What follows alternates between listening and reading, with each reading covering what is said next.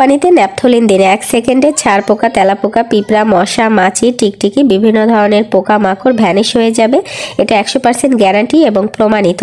এটা প্রস্তুতের জন্য প্রথমেই 1.5 গ্লাস পরিমাণ পানি একটা পাত্রে দিয়ে ফুটিয়ে নিতে হবে বা গরম করে নিতে হবে। এই ফুটন্ত পানিতে এবার দিয়ে দিচ্ছি 3টা ন্যাপথলিন বল। এটাকে অনেকেই কাপড় নামেও চিনে। এরপরে 1 টুকরো লেবু স্লাইস করে কেটে ব্যবহার করেছি। মাঝারি সাইজের একটা পেঁয়াজ নিয়েছি, খোসা সহ স্লাইস করে কেটে পানির মধ্যে দিয়ে দিচ্ছি। এরপরে 1 চামচ দিয়ে দিচ্ছি লবণ। এরপরে এখানে ব্যবহার করব বরিক অ্যাসিড।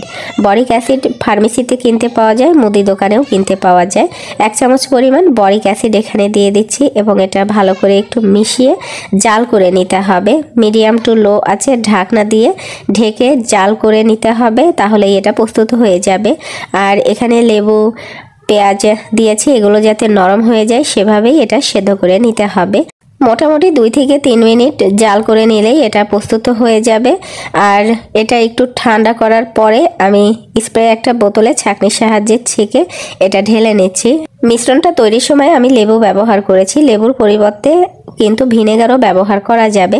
আপনি যদি কয়েকদিনের জন্য তৈরি করতে চান তাহলে লেবু ব্যবহার করবেন। আপনি যদি দীর্ঘদিন সংরক্ষণ করতে চান, 2-3 মাস সংরক্ষণ করবেন, একদিন শুধু প্রস্তুত করতে চাচ্ছেন, তাহলে ভিনেগার ব্যবহার করবেন 2 থেকে 3 চামচ। তাহলে এটা সংরক্ষণ করতে পারবেন এবং ব্যবহারও করতে পারবেন। ছাড় পোকা যদি বাসায় থাকে, তোশক, জাজিম, সোফা, কাপড় চোপড়ে যেখানে রয়েছে সেখানেই আপনি স্প্রে করে দেবেন রাতের বেলাতে। এবং যদি সম্ভব হয় একটু ফ্যানটা চালিয়ে দেবেন যাতে সেগুলো ভেজা ভাব না থাকে। আপনি এটা যদি স্প্রে করেন কয়েক সেকেন্ডের মধ্যেই ছাড় পোকার দম বন্ধ হয়ে যাবে এবং ছাড় পোকার বংশসহ নির্বংশ হয়ে যাবে।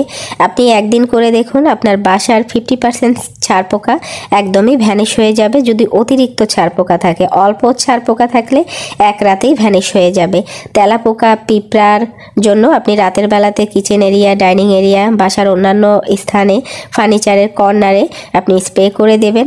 সকালে উঠে দেখবেন যে আপনার বাসায় একটা তেলাপোকাও নেই, একটা পিঁপড়াও নেই। এবং আপনি এটা ব্যবহার করলে যদি স্প্রে করেন তাহলে মশা, মাছি কিন্তু আপনার বাসায় ঢুকবে না। এটার একটা গন্ধ রয়েছে, এই গন্ধটা ওদের কাছে অসহ্য লাগে। মশা, মাছি দূর হয়ে যাবে, পিঁপড়া, তেলাপোকাও দূর হয়ে যাবে, বিভিন্ন ধরনের পোকামাকড়ও কিন্তু একদমই ভ্যানিশ হয়ে যাবে। বাসায় যদি টিকটিকি থাকে তাহলে দেয়ালের উপরিভাগে টিকটিকি বেশি ঘোরাফেরা করে। আপনি কিছুর উপরে, উঁচু কিছুর উপরে দাঁড়িয়ে সুন্দর করে স্প্রে করে দেবেন রাতের বেলাতে। এটার গন্ধে আপনার ঘরে আর টিকটিকি কিন্তু ঢুকবে না, টিকটিকি পালিয়ে যাবে। এটা ব্যবহারে 100% আপনার বাসা থেকে সব ধরনের পোকামাকড় দূর হয়ে যাবে। আপনি এটা মাঝে মধ্যেই ট্রাই করবেন, তাহলে আপনার বাসাতে মশা, মাছি, তেলাপোকা, পিঁপড়া, ছাড় পোকা, টিকটিকি এগুলো আর হবে না।